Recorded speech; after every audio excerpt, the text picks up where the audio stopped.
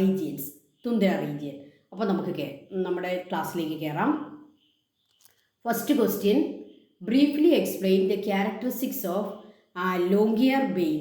ലോംഗിയർ ബെയിൻ, the northernmost town of this world.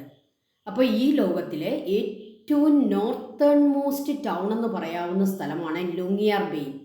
ലോംഗിയർ ബെയിൻ, അത് വായിക്കേണ്ടത് ലോംഗിയർ ബെയിൻ. Northern most എന്നുള്ള വാക്കിൻ്റെ അർത്ഥം എന്താണ്? അതിലും നോർത്തിൽ ഒരു ടൗൺ ഇല്ല. ഇതാണ് നോർത്തേൺ മോസ്റ്റ് ടൗൺ. അപ്പോൾ നിങ്ങളുടെ ടെക്സ്റ്റിൻ്റെ ഫസ്റ്റ് ഈ പെർമാഫ്രോസ്റ്റിൻ്റെ ആ തുടക്കത്തിൽ പേജ് നമ്പർ 72 അതിൻ്റെ ഒരു എക്സ്പ്ലനേഷൻ, അതിൻ്റെ ഒരു വിവരണം തന്നിട്ടുണ്ട്. ഒരു ഡയറിയിലെ വിവരണമാണ് കൊടുത്തിരിക്കുന്നത്. അതായത് ഒരു ടൂറിസ്റ്റ് ലോംഗിയർ ബെയിൻ എന്ന് പറയുന്ന ഈ പർട്ടിക്കുലർ ടൗണിലെത്തുകയും അദ്ദേഹത്തിന് അവിടെ എക്സ്പീരിയൻസ് ആയ കുറച്ച് അവിടുത്തെ ക്ലൈമറ്റ്, വെതറ്, അവിടുത്തെ മറ്റ് ക്യാരക്ടറിസ്റ്റിക്സ് ഒക്കെ എഴുതി വച്ചിരിക്കുന്ന ഒരു ഡയറിയുടെ ഭാഗമാണ് നിങ്ങൾക്ക് തന്നിരിക്കുന്നത്. അത് നിങ്ങളെല്ലാവരും വായിച്ചു നോക്കുക. അപ്പോൾ ഈ ലോംഗിയർ ബെയിൻ്റെ കുറേ ഫീച്ചേഴ്സ് നിങ്ങൾക്ക് അവിടെ കാണാൻ പറ്റും. അപ്പം നമ്മുടെ ക്വസ്റ്റ്യൻ ഇതാണ്, ഈ ലോംഗിയർ ബെയിൻ എന്ന് പറയുന്ന ഈ നോർത്തേൺ മോസ്റ്റ് ടൗണിൻ്റെ ക്യാരക്ടറിസ്റ്റിക്സ്, ഫീച്ചേഴ്സ് എന്തൊക്കെയാണ്? First, Longyearbyen is the northernmost town in the world. ഈ ലോകത്തിലെ ഏറ്റവും നോർത്തേൺ മോസ്റ്റ് ടൗൺ ആണ്. അതിനപ്പുറത്തോട്ട് നോർത്തിൽ സ്ഥലങ്ങളുണ്ട്, പക്ഷേ ഹ്യൂമൻ സെറ്റിൽമെൻറ്റ്സ് ഒന്നുമില്ല, അതായത് ടൗൺ ഒന്നുമില്ല. അതിനപ്പുറത്തോട്ടുള്ളിടത്ത് മനുഷ്യവാസമില്ല. ഓക്കെ, നോർത്ത് പോളാണ്. Then it is in the Svalbard islands in the Arctic sea. നിങ്ങൾക്കറിയാം ഏറ്റവും പ്രധാനപ്പെട്ട ഒരു സീ ആണ് ആർട്ടിക് സീ, അല്ലേ? ആർട്ടിക് പ്രദേശത്ത് കാണപ്പെടുന്ന സീ ആണ് ആർട്ടിക് സീ. ഈ ആർട്ടിക് സീയിലുള്ള ഒരു ഐലൻഡാണ് സാൽബാർഡ്. ഈ സാൽബാർഡിലെ ഒരു ടൗണാണ് Longyearbyen. Okay, it is in the Svalbard islands in the Arctic sea. Svalbard, Longyearbyen. അപ്പോൾ ഈ വേർഡുകളൊക്കെ നിങ്ങൾക്ക് പുതിയതാണ്, അതുകൊണ്ട് നിങ്ങളിതൊക്കെ എങ്ങനെയാണ് വായിക്കേണ്ടതെന്നൊക്കെ ഒന്ന് ശ്രദ്ധിച്ച് വെക്കുക. ലോംഗിയർ ബെയിൻ ആൻഡ് സാൽബാർഡ്. അപ്പോൾ സാൽബാർഡ് എന്ന് പറയുന്ന ഐലൻഡിലെ ഒരു ടൗൺ ആണ് ലോംഗിയർ ബെയിൻ. ആ ടൗണിൻ്റെ പ്രത്യേകത എന്താണ്? It is the northernmost town in this world. It is mining town. ഇവിടുത്തെ പ്രധാനപ്പെട്ട ഒരു പണി എന്ന് പറയുന്നത് മൈനിങ്. ഭൂമിക്കുള്ളിൽ നിന്നും അവിടെ ഒരുപാട് മിനറൽസ് ഒക്കെ ഉണ്ട്, ആ മിനറൽസ് ഒക്കെ മൈൻ ചെയ്തെടുക്കുക. Inhibited by more than 1000 people. അവിടെ ആകെയുള്ള ആളുകൾ എന്ന് പറയുന്നത് 1000 people. This town is covered by snow throughout the year. ഈ ടൗണ് വർഷം മുഴുവൻ സ്നോ ആയിരിക്കും. This town is covered by snow throughout the year. Every year from mid November to January this town experience seemingly everlasting nights known as polar nights. അപ്പോൾ ഇവിടുത്തെ ഒരു പ്രത്യേകതയാണ് polar night. നമുക്കറിയാം, നമ്മൾ എല്ലാ ആളുകളെയും, അതായത് നിങ്ങൾ ചെറിയ ക്ലാസ്സിലും പഠിച്ചിട്ടുണ്ട്, പോളാർ ഏരിയയിൽ 6 മാസം പകലും 6 മാസം രാത്രിയുമായിരിക്കും.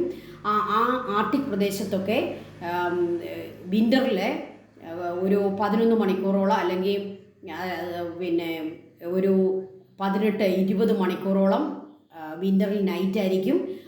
അവിടെ ഡേ ടൈം എന്ന് പറയുന്നത് 1-2 ഹവേഴ്സൊക്കെ കാണത്തുള്ളൂ, 1-2 മണിക്കൂറൊക്കെ ഡേ ടൈം കാണത്തുള്ളൂ, ബാക്കി മുഴുവൻ നൈറ്റ് ആയിരിക്കും. അതുപോലെ തന്നെ നോർത്ത് പോളിലൊക്കെ 6 മന്ത് നൈറ്റും 6 മന്ത് ഡേയുമായിരിക്കും. അപ്പോൾ ഇതൊക്കെ നമ്മളെ വളരെ വളരെയേറെ നമുക്ക് ദുരൂഹത പോലെ തോന്നുന്ന, ഇതൊക്കെ എങ്ങനെ സംഭവിക്കും എന്നൊക്കെ നമ്മൾ ചിന്തിക്കാറുണ്ട്. അപ്പം ഈ ചാപ്റ്ററിൽ നമ്മൾ പഠിക്കാൻ പോവുകയാണ് എങ്ങനെയാണ് ഈ പോളാർ ഏരിയയിൽ ഇങ്ങനെ 6 മന്ത് നൈറ്റ് 6 മന്ത് ഡേ ഇതൊക്കെ എങ്ങനെയാണ് സംഭവിക്കുക. നമ്മുടെ ഈ പർട്ടിക്കുലർ ടൗണിൽ ലോംഗിയർ ബെയിനിൽ എന്താണ് സംഭവം? നവംബർ തൊട്ട് ജാനുവരി വരെയുള്ള ആ വിൻ്റർ സീസണിൽ എവർലാസ്റ്റിംഗ് നൈറ്റാണ്. അതായത് അതിൻ്റെ അർത്ഥം എന്താണ്? അവിടെ മുഴുവൻ സമയവും നൈറ്റാണ് വിൻ്ററിൽ. ഏതാണ് അവരുടെ winter time? November to January. അങ്ങനെ നൈറ്റ് ഇങ്ങനെ കണ്ടിന്യൂ ചെയ്യുന്നതിന്, ഡേ എന്നോ ഒന്നുമില്ല, 6 മന്ത് ഇങ്ങനെ നൈറ്റ് പോയിക്കൊണ്ടിരിക്കുകയാണ്. നവംബർ തൊട്ട് ജാനുവരി വരെ എത്ര സമയം വരും? നവംബർ, ഡിസംബർ, ജാനുവരി, ഏകദേശം ഒരു 3-3.5 മാസം ഈ ടൗൺ എന്ന് പറയുന്നത് നൈറ്റാണ്. ഇതിനെ നമ്മൾ എന്ത് പേര് പറയുന്നു? Polar nights. Okay, polar night എന്നാണ് അതിന് വിളിക്കുക. We can watch northern lights here. ഇവിടെ നമുക്ക് നോർത്തേൺ ലൈറ്റ് കാണാൻ പറ്റും. ഈ ടൗണിൽ നമുക്ക് നോർത്ത് പോളിൻ്റെ ഭാഗത്ത് ഒരു ഓറ പോലെ കാണപ്പെടുന്ന ലൈറ്റിനെയാണ് നമ്മൾ പറയുക നോർത്തേൺ ലൈറ്റ്. അതായത് എർത്തിൻ്റെ ആക്സിസിനുള്ള ടിൽറ്റ് കാരണം ഈ പോളാർ ഏരിയയിൽ ആ സമയത്ത് ഒരു സണ്ണിൻ്റെ ഓറ, അതായത് ഒരു ലൈറ്റ് ഇങ്ങനെ കാണാൻ പറ്റും. അതിനെയാണ് നമ്മൾ നോർത്തേൺ ലൈറ്റ് എന്ന് പറയുക. അപ്പോൾ ഈ ടൗണിൽ ചെല്ലുന്നവർക്ക് ഈ സമയത്തെ നോർത്തേൺ ലൈറ്റും നമുക്ക് കാണാനായിട്ട് സാധിക്കും. അപ്പോൾ എന്തൊക്കെയാണ് ഈ ലോങ്ങിയാർബെയിനിൻ്റെ പ്രത്യേകതകളെ? Longyearbyen is the northernmost town in the world and it is in the Svalbard island in Arctic sea and it is a mining town and inhabited by more than 1000 people. This town is covered by snow throughout the year. Every year from mid-November to January, the town experiences seemingly everlasting nights known as polar nights. We can watch northern light here. Okay. അപ്പോൾ ഈ town ഒന്ന് സന്ദർശിക്കാൻ തോന്നുന്നുണ്ടോ? Okay. അപ്പോൾ അത്രയ്ക്ക് നമുക്ക് പല കാഴ്ചകളുമുള്ള ഒരു ടൗണാണ് Longyearbyen. It is the northernmost town in the world. Okay. Then നമ്മൾ പഠിക്കുന്ന ഈ തുന്ദ്ര, അതായത് ആർട്ടിക് സർക്കിൾ 66.5 ഡിഗ്രി നോർത്ത് ലാറ്റിറ്റ്യൂഡിനാണ് നമ്മൾ എന്ത് പേര് പറയുക? Arctic circle. എല്ലാ ലാറ്റിറ്റ്യൂഡും നിങ്ങൾ ഓർക്കുന്നുണ്ടായിരിക്കുമല്ലോ. ഏറ്റവും 0 degree that is equator, then tropic of cancer, then Arctic circle, then north pole. ഈ ആർട്ടിക് സർക്കിൾ ഏത് ഡിഗ്രിയിലാണ്? It is 66.5 degree. അപ്പോൾ 66.5 ഡിഗ്രിക്ക് നോർത്തിലുള്ള പ്രദേശങ്ങളെ, അതായത് ടൈഗയ്ക്കും നോർത്തിലുള്ള പ്രദേശങ്ങളെയാണ് നമ്മൾ എന്ത് പേര് പറയുക? തുന്ദ്ര. ടൈഗയ്ക്കും നോർത്തിലാണ് തുന്ദ്ര. അപ്പോൾ തുന്ദ്ര എന്ന് പറയുന്നത് കഴിഞ്ഞാൽ പിന്നെ ഇല്ല, ഒന്നുമില്ല. അത് കഴിഞ്ഞ് നോർത്ത് പോൾ വരെയുള്ള സ്ഥലങ്ങളാണ്. ഓക്കെ. അപ്പോൾ ഏതൊക്കെയാണ് ആ സ്ഥലങ്ങളെന്ന് നമുക്കൊന്ന് കേൾക്കാം. Siberia, Greenland, Iceland, north Scandinavia. North Scandinavia എന്നുള്ള കുറേ ഒരു 3-4 രാജ്യങ്ങളെ ഒന്നിച്ച് പറയുന്ന പേരാണ് north Scandinavia. Norway, Sweden, Denmark, Finland. Okay. ഇവരെ എല്ലാം കൂടെ ചേർത്ത് പറയുന്ന പേരാണ് നോർത്ത് സ്കാൻഡിനേവിയ. ഇതും ഏതിനകത്ത് വരും? തുന്ദ്ര റീജിയൻ. ദെൻ നോർത്ത് കാനഡ, കാനഡയുടെ നോർത്ത് കാനഡ. Then Alaska. നിങ്ങളുടെ പുസ്തകത്തിൽ, നമ്മുടെ 10ാം ക്ലാസ്സിലെ പുസ്തകത്തിലെ പേജ് നമ്പർ 73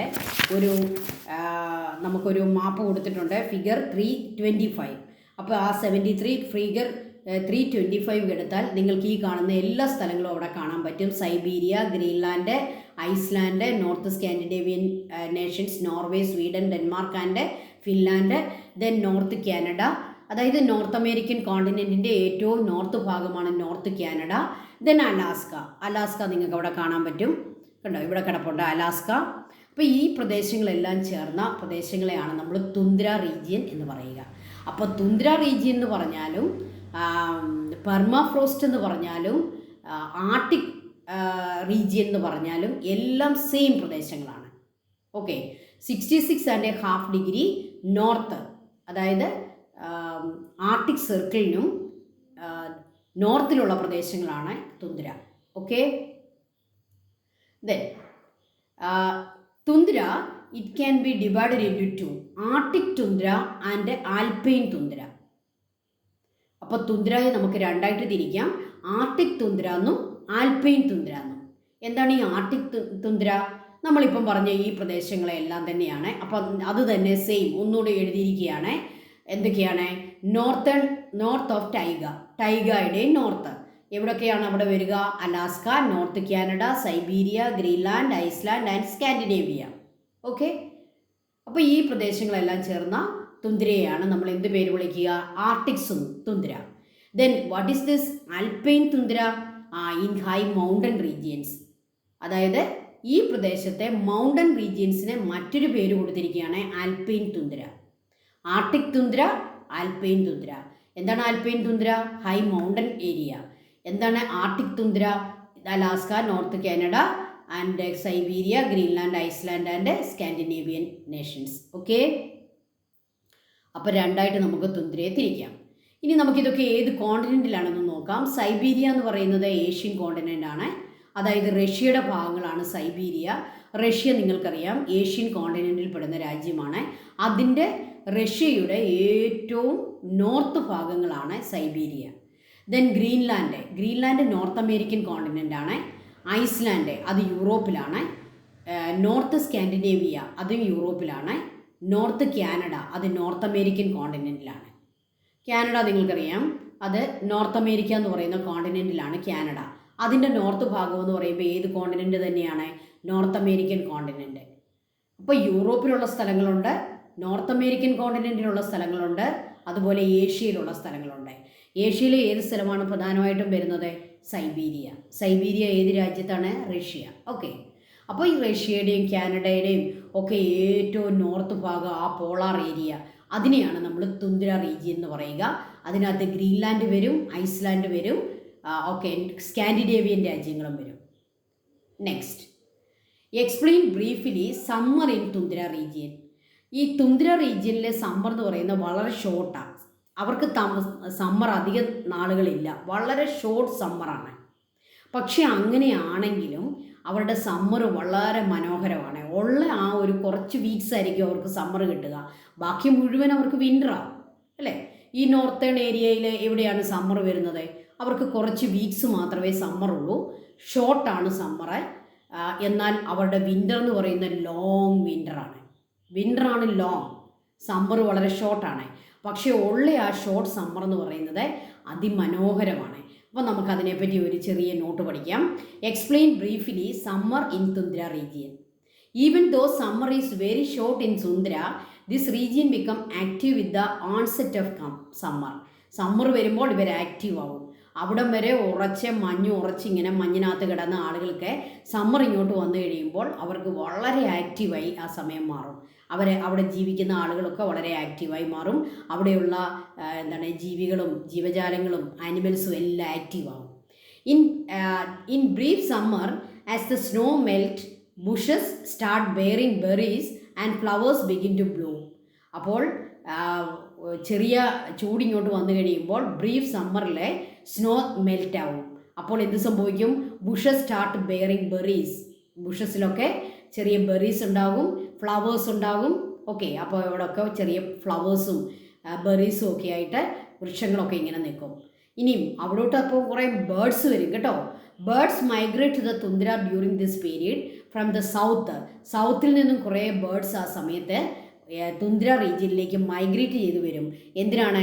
ആ സമയത്ത് അവിടെ ഉണ്ടാകുന്ന ചില ഇൻസെക്ട്സ് ഉണ്ട്, ചിത്രശലഭങ്ങളൊക്കെ പോലെയുള്ള ഇൻസെക്ട്സ് ഈ സമ്മർ സീസണിൽ അവിടെ ഭൂമിക്കടിയിൽ നിന്ന് ഇങ്ങനെ പ്രൊഡ്യൂസായി വരും. അവരിങ്ങനെ ഉറങ്ങിക്കിടക്കുക, ഉണർന്നു വരും.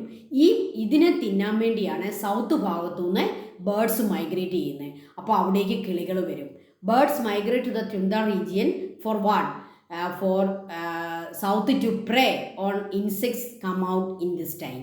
അപ്പോൾ ആ സമയത്ത് പുറത്ത് വരുന്ന ഇൻസെക്ട്സിനെ ഭക്ഷിക്കാൻ വേണ്ടി, അതിനെ പിടിക്കാൻ വേണ്ടി സൗത്ത് ഭാഗത്തുനിന്ന് കുറേ ബേർഡ്സും അങ്ങോട്ട് മൈഗ്രേറ്റ് ചെയ്ത് വരും. അപ്പോൾ നിങ്ങളൊന്ന് ഇമാജിൻ ചെയ്തേ, വളരെ മനോഹരമാണ് അവരുടെ സമ്മർ. ഒരു ഷോർട്ട് സമ്മറാണ്, പക്ഷേ ആ സമയത്ത് സ്നോ മെൽറ്റ് ആവുകയും അവിടെ ബുഷസ് ഗ്രോ ചെയ്യാൻ തുടങ്ങുകയും അവിടെ ബെറീസ് ഉണ്ടാവുകയും ഫ്ലവേഴ്സ് ഉണ്ടാവുകയും ബേർഡ്സ് മൈഗ്രേറ്റ് ചെയ്ത് വരികയും ചെയ്യുന്നു. അങ്ങനെ മനോഹരമായ ഒരു സമ്മറാണ് തുന്ദ്ര റീജിയനിൽ. ഓക്കെ, അടുത്ത, what is the location of തുന്ദ്ര? It is located to the north of Taiga region. I already told you it is the north of Taiga region and it is spread along the Arctic coast of North America, Eurasia and it include Greenland. അപ്പോൾ north അമേരിക്കയുടെയും യുറേഷ്യയുടെയും Arctic കോസ്റ്റാണ്. Greenland അതിനകത്ത് ഇൻക്ലൂഡാണ്. ടൈഗയ്ക്കും നോർത്തിലാണ്. Okay, then explain the features of tundra climatic region. തുന്ദ്രയിലെ ക്ലൈമറ്റിനെ ഒന്ന് എക്സ്പ്ലെയിൻ ചെയ്യാൻ പോവുകയാണ്. തുന്ദ്ര നമുക്ക് ഒറ്റ വാക്കിൽ പറഞ്ഞാൽ എന്താണ്? Short summer, long winter. It covered by all the areas where covered by snow throughout the year. ഇതൊക്കെ നമുക്ക് എഴുതാൻ പറ്റും, പക്ഷേ നമുക്ക് കുറച്ചുകൂടി കൃത്യമായിട്ട് പഠിക്കാം. Short summers and long winters, that is the first feature of tundra climate. Short summer, long winter. A very low mean annual temperature. Annual ടെമ്പറേച്ചറിൻ്റെ മീൻ കണ്ടുപിടിച്ചാൽ, അതിൻ്റെ ആവറേജ് കണ്ടുപിടിച്ചാൽ വെരി ലോ ആയിരിക്കും. കാരണം എന്താ, അവിടെ വരാവുന്ന ഏറ്റവും കൂടിയ ഡിഗ്രി എന്ന് പറയുന്നത് എത്രയാണ്? ഒരു 5 ഡിഗ്രി വരെയേ വരത്തുള്ളൂ. 0 ആയിരിക്കും മിക്കവാറും. പിന്നെ സമ്മറിൽ മാത്രം ഒരു 5 ഡിഗ്രി വരെ കാണിക്കുന്നുണ്ട്. അപ്പോൾ ബാക്കിയൊക്കെ എത്രയാണ്? മൈനസ് ആണ്. മൈനസ് നോക്കിക്കേ, ഇൻ മിഡ് വിൻ്ററിൻ്റെ ഒരു മധ്യഭാഗമാകുമ്പോൾ temperature fall between -25 and -35 degree Celsius. 0യേക്കാളും താഴേക്ക് പോവുകയാണ്. എത്ര വരെ പോകാം? 35 വരെ. 0യിലും 35 താഴേക്ക് പോകുന്നു.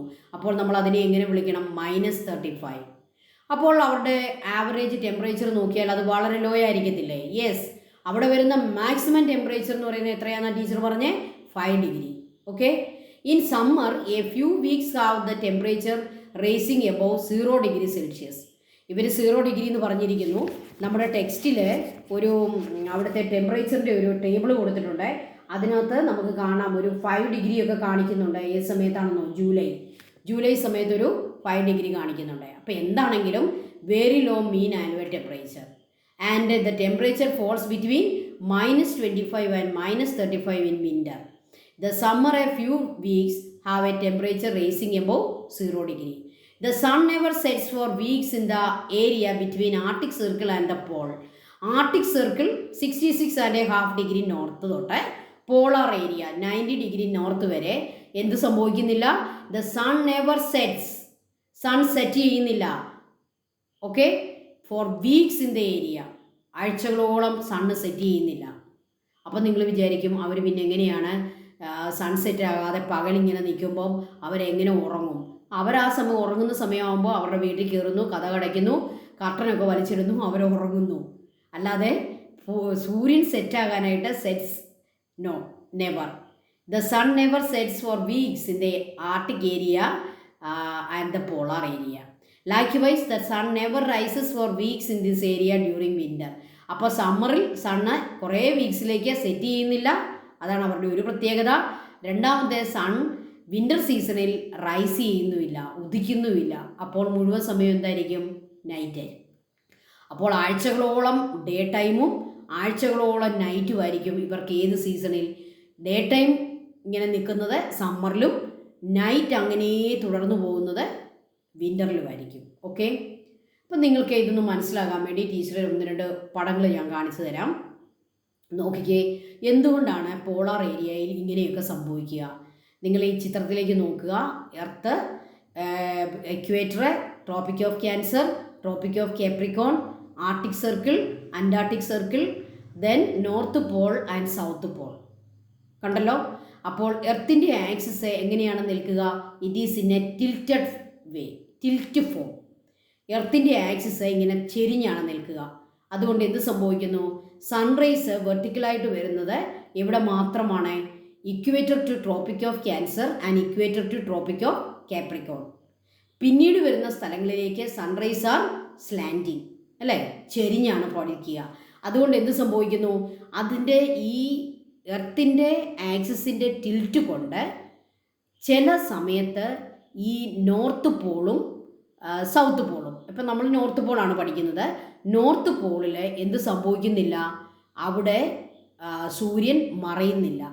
അതിൻ്റെ ആ ഒരു പർട്ടിക്കുലർ ഏരിയയുടെ ടിൽറ്റും അതിൻ്റെ ആ ഒരു അതിൻ്റെ ഒരു ഏരിയയുടെ പ്രത്യേകതയുമാണ് അങ്ങനെ സംഭവിക്കാനുള്ള കാരണം. ഓക്കെ. എന്നാൽ ഇക്വേറ്ററിൻ്റെ ഏരിയയിലുള്ളവർക്ക് എങ്ങനെയാണ് സംഭവിക്കുക? 12 hours day and 12 hours night. Okay. എന്നാൽ പോളാർ ഏരിയയിലേക്ക് വരുമ്പോഴേക്കും സമ്മർ ആവുമ്പോൾ സൂര്യൻ സെറ്റ് ചെയ്യുന്നില്ല, അതുപോലെ വിൻ്റർ ആവുമ്പോൾ സണ്ണ് റൈസ് ചെയ്യുന്നുമില്ല. അവർക്ക് വീക്സോളം എന്തായിരിക്കും? പകലും കുറേ നാളുകളോളം രാത്രിയുമായിരിക്കും. ഓക്കെ. അപ്പോൾ സൂര്യൻ്റെ ഈ റേസിൻ്റെ പ്രത്യേകതയും ആ എർത്തിൻ്റെ ആക്സിസിൻ്റെ ടിൽറ്റും എർത്തിൻ്റെ പർട്ടിക്കുലർ ഷേപ്പുമാണ് ഇങ്ങനെയൊക്കെ വരാനുള്ള കാരണം. ഓക്കെ.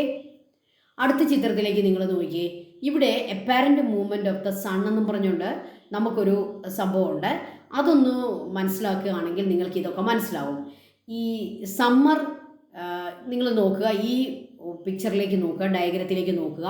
അവിടെ നിങ്ങൾക്ക് എന്തൊക്കെ കാണാം? ഇക്വേറ്റർ കാണാം, tropic of Cancer, Tropic of Capricorn, Arctic Circle, Antarctic circle.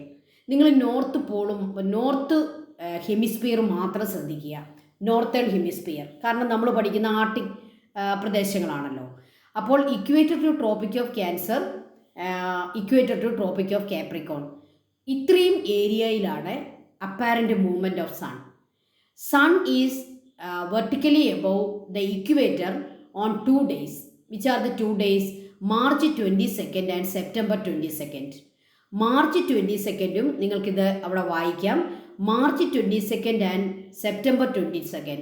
These 2 days are very special. What is the speciality of these 2 days? It is equinoxes. Equinoxes. Sun is vertically above equator.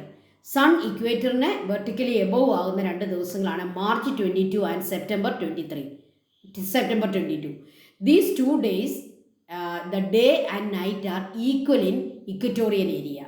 Equatorial ഏരിയയിൽ ഈ 2 ദിവസവും day and night equal ആയിരിക്കും, 12-hour day and 12-hour night. So these 2 days are called equinoxes. സമരാത്ര ദിനങ്ങളെന്നാണ് ഈ ദിവസങ്ങൾ അറിയപ്പെടുക. Then what happened? After March 22nd, the sun travels to the northern hemisphere and it reaches Tropic of Cancer in June 21st. Sun reaches Tropic of Cancer June 21st. So, June 21st is the longest day in northern hemisphere. June 21st നമ്മുടെ സണ്ണിൻ്റെ position എവിടെയാണ്? Tropic of ക്യാൻസറിലാണ്. അതുകൊണ്ട് ഈ northern ഹെമിസ്ഫിയറിൽ ഏറ്റവും ദീർഘമായ പകലാണ് ആ സമയത്ത്. അതുകൊണ്ടാണല്ലോ നമ്മൾ അതിനെ യോഗ ഡേ എന്നൊക്കെ പറയുന്നത്. മനസ്സിലായല്ലോ? ഇതിനെയാണ് നമ്മൾ സമ്മർ സൊളിസിറ്റൈസ് എന്ന് വിളിക്കുക. It is the summer solstice. ആ സമയത്ത് ഈ ആർട്ടിക് സർക്കിളിലും നോർത്തേൺ പോളിലും എന്ത് സംഭവിക്കും? അവിടെ സൺ സെറ്റ് ചെയ്യുന്നേ ഇല്ല, സൺ അവിടെ ഉദിച്ച് നിൽക്കുക. കാരണം സണ്ണിൻ്റെ പൊസിഷൻ എവിടെയാണ്? Tropic of cancer. Then after June 21st, what happened? Sun's apparent movement towards the equator. Sun travels towards the equator and it reaches the equator in September 22nd. Then what happened? After the September 22nd, Sun travels to the southern hemisphere. That means after the September 22nd, in the northern hemisphere, it is winter. Then what happened? In that time, in North Pole, the sun never rise up. Continuous night. അപ്പോൾ sun northern ഹെമിസ്ഫിയറിൽ എത്തുന്ന June മാസങ്ങളിലൊക്കെ ആ around മാസങ്ങളിലെല്ലാം എവിടെയായിരിക്കും? ഇവിടെ പകലായിരിക്കും. നമ്മുടെ north പോളിൽ പകലായിരിക്കും. Sun സൗത്തിലേക്ക് പോകുന്ന September, October, November, December ഈ കാലഘട്ടത്തിൽ നമ്മുടെ നോർത്തേൺ പോളിൽ എന്തായിരിക്കും അവസ്ഥ? അവിടെ കംപ്ലീറ്റ് നൈറ്റ് ആയിരിക്കും. ഇതാണ് കാര്യം. So it is due to the apparent movement of sun. Okay, അപ്പോൾ ഈ ചിത്രം നിങ്ങളൊന്ന് പഠിക്കുക. അപ്പോൾ നിങ്ങൾക്ക് ഈ നൈറ്റും ഡേയും വീക്സ് ഇങ്ങനെ വരാനുള്ള റീസൺ നിങ്ങൾക്ക് മനസ്സിലാകും. Okay, thank you. മനസ്സിലായില്ലെങ്കിൽ ടീച്ചറിനെ കോൾ ചെയ്യുക, അല്ലെങ്കിൽ നിങ്ങൾ കമൻറ്റ് എഴുതുക. Okay, then explain the natural vegetation and wild life of tundra region. Natural vegetation, അതായത് ഫോണ ആൻഡ് ഫ്ലോറ, അവിടുത്തെ വെജിറ്റേഷൻ എന്തൊക്കെയാണ്, വൈൽഡ് ലൈഫ് എന്തൊക്കെയാണ്. The natural vegetation is scanty in this region due to the insufficient sunlight and long winter. ഇവിടുത്തെ long വിൻ്ററും സൺലൈറ്റിൻ്റെ ഇൻസഫിഷ്യൻസിയും കൊണ്ട് natural vegetation is scanty low, very low. കുറച്ച് ബുഷസ് ഒക്കെയേ ഉള്ളൂ, കുറച്ച് ട്രീസ് ഒക്കെയേ ഉള്ളൂ. അവിടെ വളരെ വെജിറ്റേഷൻ വളരെ കുറവാണ്. അതിന് 2 റീസണാണ് പറഞ്ഞിരിക്കുന്നത്: ഇൻസഫിഷ്യൻറ്റ് സൺലൈറ്റും ലോങ് വിൻ്ററും. The diversity of fauna is also scanty. അവിടെ ഈ ഉള്ള വെജിറ്റേഷൻ തന്നെ അധികം ഡൈവേഴ്സിറ്റി ഇല്ല. The diversity of fauna is also scanty. That means very low. Trees are normally absent in the tundra region due to challenges posed by the climate. ക്ലൈമറ്റിൻ്റെ challenges കൊണ്ട് അവിടെ തുന്ദ്രയിലെ trees വളരെ ആബ്സെൻ്റ് ആണ്. പിന്നെ എന്തുണ്ട് അല്ലേ? നമുക്ക് തോന്നാം പിന്നെ ഇവിടെ എന്തെങ്കിലും ഉണ്ടോ? മോസസ്, ലിച്ചൻസ്, സ്റ്റഡ്സ് ആൻഡ് ബുഷസ്, ചെറിയ പായലുകളും ചെറിയ ചെറിയ ഈ പന്നലുകളും അങ്ങനെയുള്ള കുഞ്ഞു കുഞ്ഞു ചില ബുഷസും ഒക്കെ മാത്രമേ ഇങ്ങനെയുള്ള പ്രദേശങ്ങളിലുള്ളൂ. ഇനി ഇവിടെ ആനിമൽസ് ഉണ്ടോ? Yes, herbivorous animals, reindeer make survival possible here. അവിടെ റെയിൻഡിയർ എന്ന് പറയുന്ന ഒരു ഹെർബിവോറസ് ആനിമലുണ്ട്, അതായത് ഇലകളൊക്കെ തിന്ന് ജീവിക്കുന്ന റെയിൻഡിയർ നിങ്ങൾ കണ്ടിട്ടുണ്ടായിരിക്കും, ഏകദേശം മാനിനെ പോലെ ഇരിക്കും. നമ്മുടെ ക്രിസ്മസ് ഫാദർ റെയിൻഡിയറിൻ്റെ പുറത്ത് കയറിയാൽ വരുന്നതെന്നാണ് നമ്മുടെ വിശ്വാസം. അപ്പോൾ ക്രിസ്മസ് ഫാദർ വരുന്ന ആ ആനിമലിനെ അറിയാമല്ലോ, അതാണ് റെയിൻഡിയർ. അപ്പോൾ അതവിടെയുണ്ട്. ദെൻ വേറെ കുറച്ച് മൃഗങ്ങളൂടെയുണ്ട്. Arctic foxes, wolves, polar bears, musk oxen and Arctic hares. ഒരു തരം മുയൽ, അതുപോലെ തന്നെ ഓക്സൺ, പിന്നെ പോളാർ ബിയേഴ്സ്, പിന്നെ വൂൾഫ്, ആർട്ടിക് ഫോക്സസ്. ഇതിൻ്റെ എല്ലാം പിക്ചർ നിങ്ങളുടെ നമ്മുടെ ടെക്സ്റ്റിലുണ്ട്. എല്ലാവരും ടെക്സ്റ്റിലെ പിക്ചറൊക്കെ എടുത്ത് കാണുക. Okay, all these animals are present there.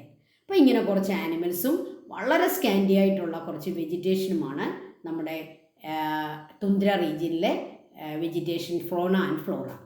Then what is blizzards? The strong snowstorms that blow over the tundra region are called blizzards. അതായത് തുന്ദ്ര റീജിയനിൽ വീശുന്ന വളരെ സ്ട്രോങ് ആയിട്ടുള്ള സ്നോ സ്റ്റോംസ്. എന്താണ് ഈ സ്നോ സ്റ്റോം? സ്നോ കൊണ്ടുവരുന്ന, സ്നോ അടിച്ചു കയറുന്ന വലിയ കൊടുങ്കാറ്റ് പോലത്തെ ഒരു storm. That means that is blizzards. Blizzards often cause heavier snowfall. ഇപ്പോൾ ബ്ലിസാർഡ്സ് ഉണ്ടാകുമ്പോൾ വലിയ മഞ്ഞുവീഴ്ച അവിടെ ഉണ്ടാകുന്നു. അവിടുത്തെ പ്രസിപ്പിറ്റേഷൻ എന്ന് പറയുന്നത് എന്താണ്? സ്നോയാണ്. ഒരിക്കലും അത് എന്താണ് ഡ്രോപ്സ് ആയിട്ട് വീഴുകയില്ല. പിന്നെ എന്തായിട്ട് വരുവുള്ളൂ? അവിടുത്തെ പ്രസിപ്പിറ്റേഷൻ എന്ന് പറയുന്നത് സ്നോയാണ്. അങ്ങനെ സ്നോ പെയ്യുന്നതിനാണ് പറയുക ബ്ലിസാർഡ്സ്. അങ്ങനെ വലിയ സ്നോയുടെ വലിയ കാറ്റടിക്കും. Okay, blizzards. Then thank you children, thank you. നാളെ നമ്മൾ പഠിക്കുന്നത് ഈ തുന്ദ്ര റീജിയനിലെ ഹ്യൂമൻ ലൈഫ്. ഓക്കെ, ഇന്ന് എന്തൊക്കെയാണ് പഠിച്ചത്? തുന്ദ്ര റീജിയൻ്റെ ക്ലൈമറ്റ്, ആ തുന്ദ്ര റീജിയൻ എന്ന് പറയുന്നത് ഏതൊക്കെ പ്രദേശങ്ങളാണ്, ഏത് കോണ്ടിനെൻറ്റിലാണ്, അവിടെ എന്തുകൊണ്ടാണ് നൈറ്റും ഡേയും ഒക്കെ ഇങ്ങനെ വീക്സ് കണ്ടിന്യൂ ചെയ്യുന്നത്, അതുപോലെ തന്നെ അവിടുത്തെ വെജിറ്റേഷൻ എന്താണ്, അവിടുത്തെ ആനിമൽസ് ഏതൊക്കെയാണ്. Thank you children, thank you so much. May God bless you all.